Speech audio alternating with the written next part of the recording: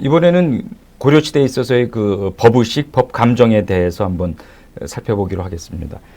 당시에 왕도 그렇고 관리들도 그랬고, 그리고 일반 백성들이 과연 이 법에 대해서, 법 생활에 대해서 어떤 의식과 감정을 갖고 있었던가 하는 것이 중요합니다. 조선시대에 있어서도 이것이 마찬가지로 중요한 의미를 갖고 있는데, 한번 그 부분에 대해서 과연 당시에 왕들은 이 형정이라고 하는 거, 여기에 대해서 어떻게 생각했는가에 대해서 좀 살펴보도록 하겠습니다. 한번 제가 여러분 텍스트를 한번 봐주세요. 문종은 11대 왕입니다. 형벌을 매우 조심히 할 것과 매우 조심히 하라는 거죠. 억울한 옥사가 없어야 된다 하는 것을 강조를 합니다. 2월에 이제 제하기를, 2월에 제한다는 건 이제 얘기를 하기를, 형정은 왕화에 먼저 할 바이니 준엄하면 백성이 상하고 관대하면 백성이 업신여긴다는 거죠. 그러니까 준엄하면 백성이 상하게 되는 건 당연히 형벌이 이제 가해지니까요. 그리고 형벌이 적당하여야 음양이 고르고 바람과 비가 순하며 법이 마땅함을 잃으면 원망이 쌓여서 재변이 일어나는데 포악한 신하와 혹독한 관리는 세상에 흔히 있는 일이다 하는 것입니다. 지문, 훈고라고 하는 것은 이제 선대 임금의 가르침을 얘기합니다. 훈고에 따라 형벌을 매우 조심하며 신하가 포악하고 관리가 혹독하여 그 적당함을 얻지 못할까 항상 염려하니 이제부터는 형부의 관원을 잘 가려 위임해서 억울한 옥사가 없도록 하라 하는 것입니다. 당시에 이제 문종임금은 이제 그 형정이 전개되는 과정을 직실한 것 같아요. 그러다 보니까 형정에서 백성들이 상하는 것, 이것도 심히 걱정이 되는 것이고, 그리고 특히 이제 형정을 행하는 관리들의 자세를 이제 얘기를 하는 겁니다. 혹독하게 하는 사람들이 있으면 이로 말미암아서 백성들이 상하게 되니까 그런 자들에 대해서 철저히 잘 가려서 임용을 하고 그들이 형정에 임하는 자세도 좀 깨우치도록 하라. 아마 이런 내용인 것 같습니다. 요거는 이제 그 이자연이라고 하는 문화시중으로 있던 사람이, 이 사람도 과연 이제 형정에 대해서 어떤 그 입장을 취하고 있는가 하는 그 내용입니다. 한번 텍스트를 봐주세요. 하늘과 땅의 재앙과 상선은 매양 형정의 잘잘못과 서로 부합하므로 상과 벌을 신중히 하지 않아서는 안 됩니다. 삼가 생각컨대 이부와 형부는 사리를 분별해 다스리기를 힘써야 하는데 날이 지나고 달이 바뀌어도 질질 끌고 판결짓지 못하는 것이 많으니, 이것은 이제 결과적으로는 이제 소송의 지체를 얘기하는 거죠. 빨리빨리 해결해서 이 문제를 풀어줘야 되는데 그러지 못하고 형부라든가 이런 재판을 해야 되는 부서에서 계속 끼고 앉아 있으니까 안 된다는 겁니다.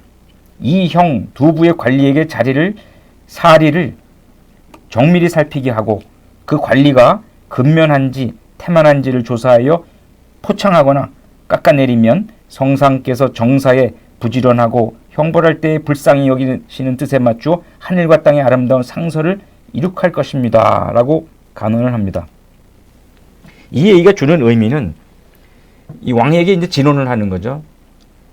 왕이 이제 그 형정에 대해서 자꾸 묻고 걱정을 하니까 어떻게 해야 형정이 가혹하지 않고 이치에 부합하게 형정이 진행될 수 있을 것 아니냐 하는 그런 얘기를 하는 겁니다. 숙종임금도 또 마찬가지로 법의 엄정함에 대해서 강조를 하고 있습니다. 법은 엄정해야 된다. 텍스트를 한번 보세요. 11월에 조하기를, 짐은 민간에서 매매할 때 쓰는 미곡과 은의 품질이 매우 나쁘다고 들었다. 그러므로 전대 이후로 법을 엄하게 하여 이를 금했으나 지금에 이르도록 아직 그 징기하는 자를 보지 못하였다. 대개 간사하고 교활한 무리들이 법으로 금함을 두려워하지 않고 오직 이익만을 구해서이다. 모래를 쌀에 섞고 구리와 철을 은에 섞어서 우매한 백성을 현혹하면 매우 천지신명의 뜻이 아니다. 백성의 빈곤은 실로 이에 연유하니 이것을 법으로서 징계할 것이나 요수는 의관의 그림만 그려도 백성이 법을 범하지 않았으며 형벌이 폐지되고 쓰이지 않아 집집마다 표창할 만하다 하였다 하니 짐은 매우 이것을 사모하는 바이다. 중외의 군민과 공상 잡류는 마음을 고쳐서 개과천선하여 죄를 멀리하면 자연히 형벌이 맑아지고 덕교가 넘칠 것이다. 부수의 업과 태평의 풍교를 어찌 이룩하기 어렵겠는가.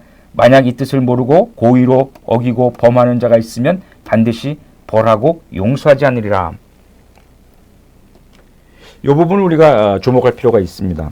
여기에 이제 요순은 요게 나오지 않습니까? 요순이라고 하는 분은 이제 중국에 있어서 고대 전설에 나오는 거죠. 사망 오제에 있어서 그 오제의 두 분이 이제 요임금하고 순임금입니다. 이분들이 이제 백성들을 잘 다스려서 뭐 아주 태평성대를 이뤘다고 하는 요임금과 순임금입니다.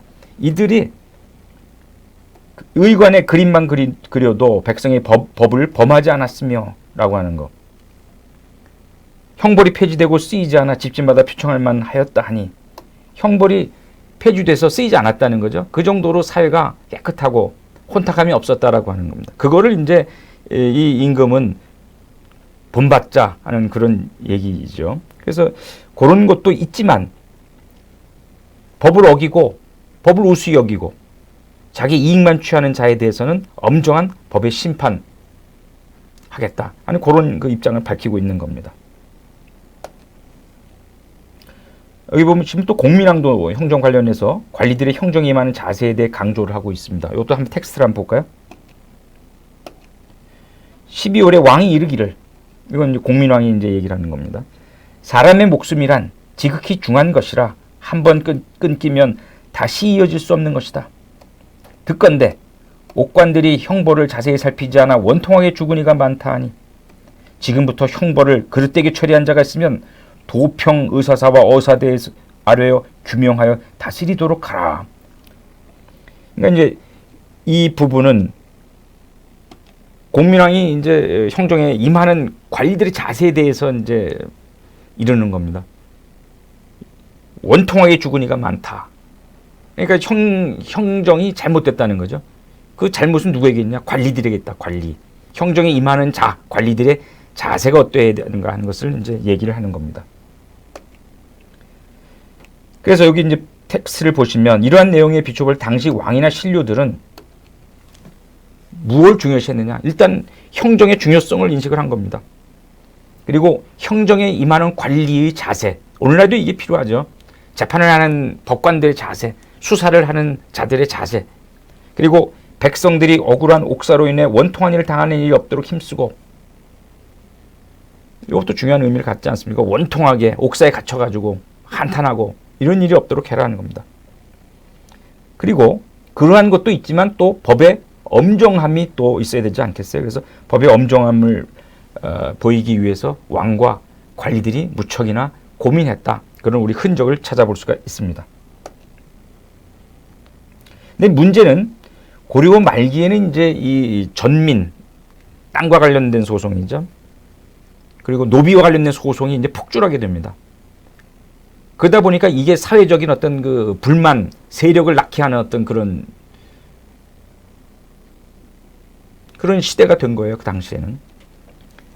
그래서 이제 소송이 폭주하게 된 원인으로서 당시의 시대적 상황, 즉 지배층의 전민 겸병, 그에 따른 토지제도의 문란, 그리고 농민층의 몰락, 이런 것이 당시에 있어서의 소송이 쌓여가는, 해결하지 않고 소송만 쌓여가니까 억울하다 이런 얘기가 통곡 소리가 들리는 거 아니겠어요? 그러니까 결국은 이것이 고려가 망하는 하나의 단초가 되었다 하는 겁니다. 그래서 이러한 범람하는 소송의 기저 바탕에는 개인 간의 분쟁 차원을 넘어선 계층 간의 갈등이 있음을 간과해서는 안 될 것이다. 물론 개인과 개인이 땅 갖고 싸우고 노비 갖고 싸우고 이러지만 그것은 단순하게 개인과 개인 간의 분쟁으로 그치는 것이 아니고 계층과 계층의 분쟁과 대립으로 그렇게 화하였다 하는 것입니다. 그래서 이제 아까 설명드린 바와 같이 이러한 노비와 전민에 대한 분쟁, 다툼으로 인해서 이 다툼을 해결하지 못하니까 왕과 관리들이 여기에 대해서 고민을 많이 했다 하는 것입니다. 요거는 이제 이 그림은 고려시대 개성 그림을 보여주는 겁니다. 하나는 이제 고려시대 개성에 있었던 그 성곽들을 보여주는 것이고, 요 하나는 이제 만월대를 보여주는 것이죠. 이게 고려궁이 있던 땅입니다. 요거는 이제 고려청자인데, 그 신안 해저 유물선에서 고려시대 때 이제 그 배들이 바다에 침몰하는 경우가 있었죠. 그때 이제 무역선이라든가 이런 경우, 거기에는 이제 값비싼 청자라든가 뭐 돈도 있었겠죠. 그런 것도 있었고, 그래서 이제 거기에서 꺼낸 그런 고려시대 유물이라고 할 수가 있겠습니다.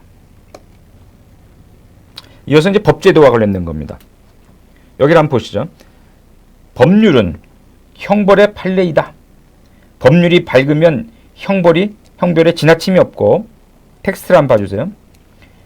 법률이 밝지 못하면 죄의 경중이 잘못되는 것이니 지금 쓰는 율령이 어떤 것은 그릇된 것이 많아서 참으로 마음에 걸린다. 이건 이제 문종임금의 얘기입니다. 이게 이제 당시 법제도와 관련돼서 율과 관련돼서 아마 나름대로 소회를 밝히는 것 같습니다. 고려 초기에는 통일신라의 율령을 답습을 했습니다. 그러나 이제 왕권이 안정되면서 독자적인 율령을 제정하였는데, 이것이 바로 여러분 잘 아시는 고려율입니다. 고려율.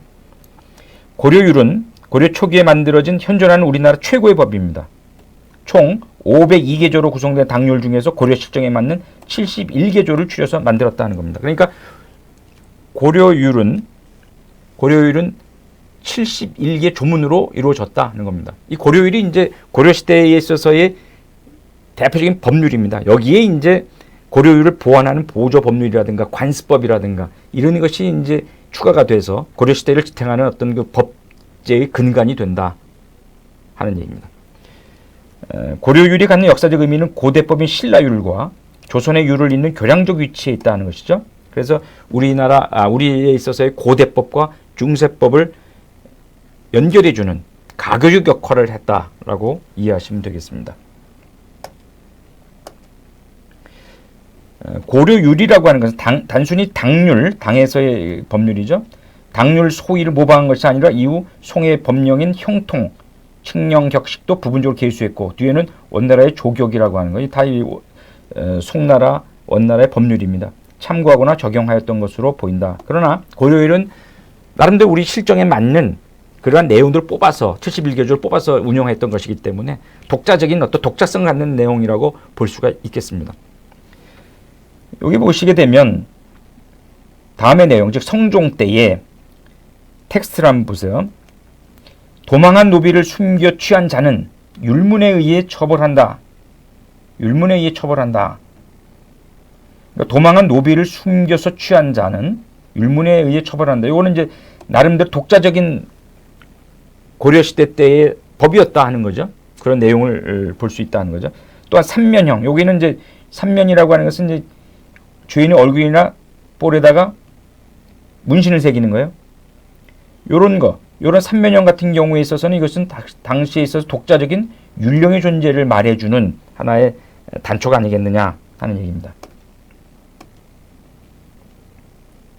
고려시대에는 식목도감이라고 하는 걸 뒀어요. 식목도감. 이 식목한다 그래서 이제 뭐 나무 심고 위에 하는 식목도감이 아니라 이 법령 제정을 총괄하는 기구입니다. 식목도감이라고 하는 것은. 식목도감은 성종 말과 현종 초에 걸쳐 설치되어 적어도 1023년에는 그 기능을 했던 것으로 이제 보여집니다. 식목도감의 역할입니다. 고려시대의 법제 및 격식 제정에 관한 문제를 의논한 재신이라고 하는 재상인 신하로서 제부에 속한 2품 이상의 재상을 말합니다. 추신은 중추원의 재상급 관원으로서 군사기밀 또는 군사기무로 해석되는 군기에 관한 정사를 관장하는 국가의 중요 정치 기능을 한 회의기관이다. 회의기관. 고려시대는 당률을 모방한 71조의 법률과 보조 법률이 있었다. 아까 설명드렸습니다.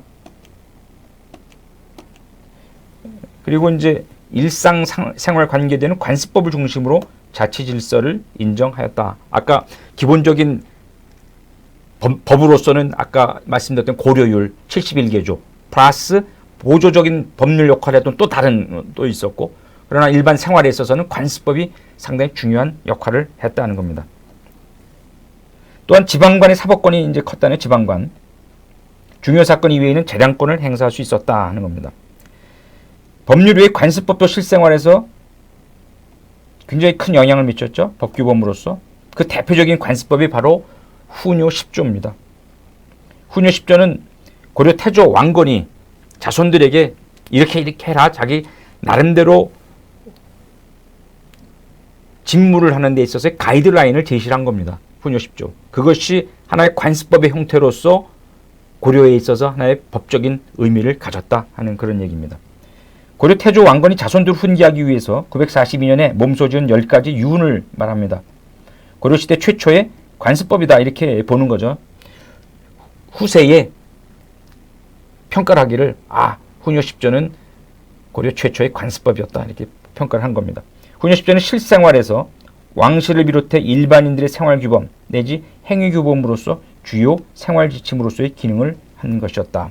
이 법이라고 하는 것이 일반인들이 어떤 행동을 하는 데 있어서의 하나의 준칙이 되는 거죠. 가이드라인이라는 거죠. 그러니까 그것을 보고서 이걸 따를까 말까 그 하나의 기준점 역할을 한다는 것이죠. 그러니까 이 훈요 10조 역시 일반 백성들이 생활하는 데 있어서 이걸 보면서 근본을 삼고 요걸 따르자 이렇게 되니까 하나의 생활에 있어서의 지침이 되는 것이고 준칙이 되었다 하는 겁니다. 훈요 10조를 한번 볼까요? 여기 텍스트를 한번 봐주시기 바랍니다. 훈요 10조에 어떤 내용이 있었나? 불교를 숭상해라 하는 거죠. 당시 고려는 이제 불교 국가 아니었어요? 그래서 불교를 숭상하는데 너무 사원이 문제를 일으키는 것은 원치 않았다는 거. 사원의 폐단을 엄단하라. 사원을 함부로 짓지 말라. 또 장자왕위 계승 요걸 이제 했죠. 어질지 못하면 신망 있는 자에게 정통을 있게 하라. 장자왕위 계승을 인정을 했지만 그 장자가 어지지 못할 경우에 있어서는 신망 있는 자에게 정책을 있게 해라. 뭐 이런 내용도 훈요 10조에 담겨 있습니다. 고려의 특성에 맞게 예약을 발전시켜라. 지역의 근본 서경을 중시하라. 서경 중시. 서경에서 1년에 100일간 머물라. 이게 자손들에게 이제 내려준 얘기입니다. 연등제, 팔관해 이런 걸 소홀히 하지 말라는 거죠. 그리고 백성들의 신망을 얻고 신상필벌을 확실히 하라. 차령이남, 금강박 지방은 산세가 거꾸로 달려 영모의 기상을 품고 있으니 결코 그 지역 사람을 중히 쓰지 말라. 이거 참 중요한 의미입니다. 태조가 자손들에게 차령이남, 금강박 지방은 산세가 영모의 기상을 품고 있다는 거죠. 그러니까 이쪽 사람들 쓰지 마라. 그리고 벽과의 녹봉을 제도에 따라 마련했으니 함부로 증감하지 말라. 경전과 역사를 널리 읽어 온고지신의 교훈으로 삼아라. 옛것을 중히 여겨라 하는 그런 의미를 담고 있습니다. 훈요 10조입니다. 그리고 이제 훈요 10조 이외에 최승로가 쓴 시무 28조가 있습니다. 이것도 나름대로 이제 국정을 수행해 나가는 데 있어서 이렇게 이것을 중심으로 해서 정책을 수행해 나가야 됩니다라고 하는 그런 상소입니다. 시무 28조는 관습법이라고 할 수는 없으나 국가 정책에 있어서의 기본 지침이 무엇인지를 보여주는 것으로 강력한 의미의 규범적 성격을 갖는다 하는 얘기입니다. 물론 관습법이라고 볼 수는 없지만 정책을 집행하는 데 있어서 정책을 입안하는 데 있어서 이것이 나름대로 가이드라인의 역할을 했기 때문에 상당히 중요한 의미가 있었던 거 아니겠습니까? 시무 28조는 뭐냐? 최승로가 6대 임금 성종에게 건넨 28개의 시무책입니다. 성종이 경관 5품 이상으로 하여금 각기 시정의 득실을 논해 봉사라고 하는 것은 임금에 올리는 글을 얘기하는데 올리도록 하자 최승로가 새로운 고려 사회를 만드는 데 필요한 내용을 담아 올린 것이다.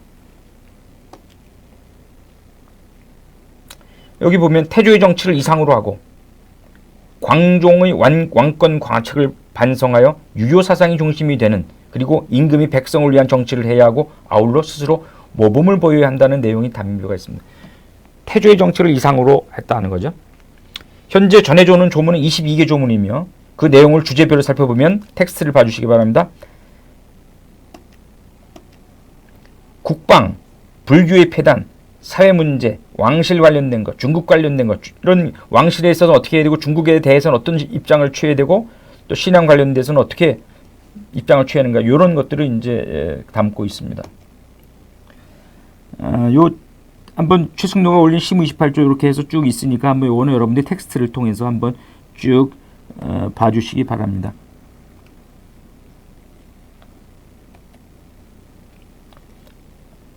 요걸 다시 이제 제가 고려의 법제에 대해서 정리를 한 겁니다. 고려 법제라고 하는 것은 이제 신라의 유를 이어받았다 그랬죠. 그리고 이것이 이제 조선에 전해지는 그 과도기 역할을 한 것이 바로 고려율입니다. 고려율은 71개조로 이루어졌다라고 하는 얘기를 했었고, 그것은 이제 소위 플러스 보조법과 관계를 맺으면서 이것이 하나의 법의 근간을 이루는 겁니다. 그리고 이제 훈요 10조라든가 시무 28조라든가 이런 관습법을 통해서 플러스에서 하나의 고려의 법제를 이루게 되었다는 얘기입니다.